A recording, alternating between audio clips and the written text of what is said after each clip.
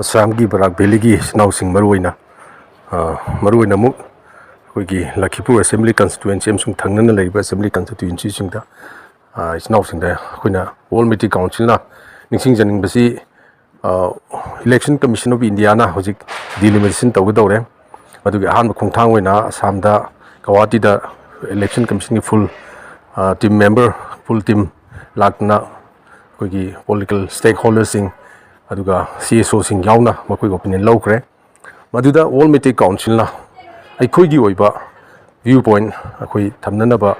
akoi unaba satpada yamna positive oiba khongthang da hoki akoi yam sengna matamduda akoi gi unagibaduda all Meetei Council gi Assam unit ki president lusing duna akoi gi member mangana saba timduda akoi gi Manipuri sing gi laiba kanosi akoi political kanosida yamna matamdu 1976 ta tawbiramba delimitation duna injustice te yamna phajana injustice tawbirami hana aduk phajana tawba injustice ta akoi yam phajana muk justice tawbiu haijabani matamdu akoi khangogde matamdu akoi si khangogdabani na akoi injustice tawbodo akoi khangidabduna safakudi kona taw phangakpa aduga sidi akoi khange injustice tawrame akoida akoibu machem che thongna thugami akoi khunbu khoi khun amaka ojaba khundo khudamoina machet ani ahum thona khaidoga Lakhipurda lejaba khunje Lakhipurda lejaba khunsi machet ahum thona khaidoga machet amana thangnaba sonaida machet amana amada sumai tawna khaido khajin tawraga akoi lejariba khoje pangal sondhanaba politically akoibu deprive tawnaba silambase masi akoi khangabni ngasi madu tawbiranu hena election commission gi full team members da akoi All Meetei Council na haijagi budu makoi fazana note tawki adu process ti amwali hawbuda ngari oda akoi na hojik All Meetei Council na maruina Barak Beligi Snausing haijabase masi akoi gi nga hojik natraga amuna laroi do bani ko now or never ni hanba mamanga to 1976 to hiba delimitation ni hojik lai 2023 ni yung sahi yang khaya muki mang amuk ta ne lai se mathang na kam tham lakado ni khangban te matam do di mai mani akoi gi population se kayam sathi na mu handagi de khangban te ma aduna hojik lai nge hojik si khakte ne khone phangdoi chance ne kudong cha ba se hojik hayodra amuk hana ju lakta bi ai akhuna haina bi kudong cha ba se chahi ke ai matung lakado na khangban te aduna akoi bu mache thona khaidoga kakthalaga akhoibu sonda lamba adumba politically tawramba delimitation matawdo amado handaki laiba delimitation sing da khoi chumthokpiyo akoi da justice tawbiyo akhoibu justice pibiyo haibadu neba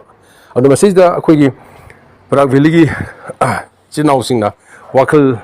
thadabiyo puning da akoi gi mipaiba lebiganu puning da thajadaba tawbiganu thajabiyo isanabu thajadiko adum thajabana hainaba lei Jingjao Ho move to Bunel, Jingjao, Ling many Tazabe. Quite Tazabatam the Haidiba delimitation process, Masita Toriba, Election Commission of India, Haibidi, Maduna, Election Commission of Indiana, Todoro process, fully autonomous ni Kanagumba, political party imtana, Kanao, political leader amtanamasi Kutins and Beateba. I coigi justice review Haimatam, the Soida Taga never, Taro do we have a Taro do Sugaya, Tado Suya, China Tadori never. aduna koi kayumdu sinagum sukjing sinagum si akoina haibado adum tagadobani to akoina kamai to na haibage haibado maduda leire masida koi kayumna singninga leite chinausing koi soidan haiminasi masi kanagumon tagi interest aikoi interest WMC interest te kanagum tagi interest aikoi isagi interest ni injustice tawbirmaba ipaisa aikoi gi interest ki damteni aikoi tungi charon churung interest ki damteni akoi haijarise Maramasina, All Meetei Council na sinausing mapun bilak sabada. Akoibu mateng pangbiyo. Akoi mayam amutang di kusan naraga. Akoi apun ba voice amutang di laminasi. Akoi ngasi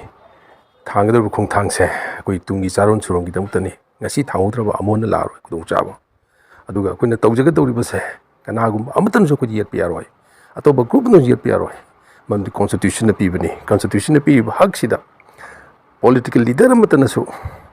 Political party amtasu akoi da ek papan be piba suga yade masi India constitution na piba akoi da kudong sabani akoi hak neba sinau singwa amona kurumjai